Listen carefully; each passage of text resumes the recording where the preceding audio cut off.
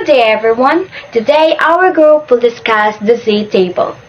The z-table, or also called the standard normal table, is a table used in statistics to find the probability or percentage of data value below a certain.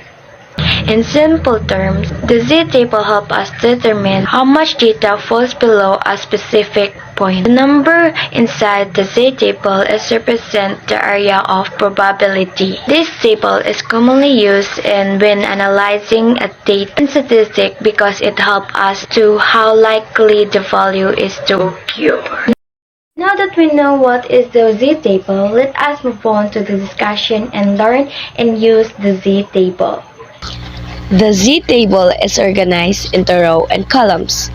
The row represents the first value, while the column represents the second decimal place.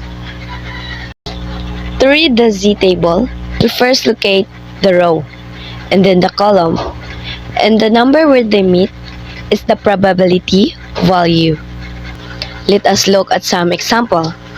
Example number 1.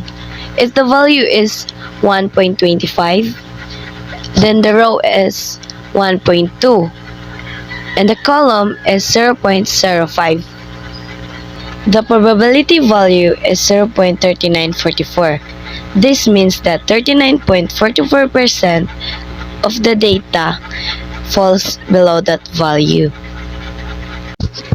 Next example, if the value is 0.50, let us look in the row 0.5 and the column 0.0. The probability value is 0.1915. This means that 19.15% of the data falls below that value. Last example, if the value is 1.0, then the row is 1.0 and the column is 0.0. The probability value is 0.3413. This means that 34.13% of the data falls below that value. These examples shows that the z-table help us find the probabilities using the value in the table.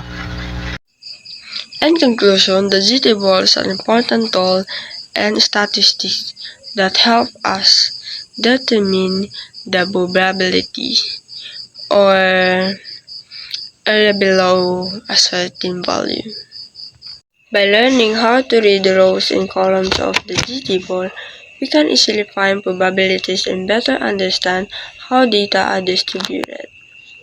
Understanding how to use z-table is helpful in analyzing statistical data and interpreting results. Thank you, and that concludes our report.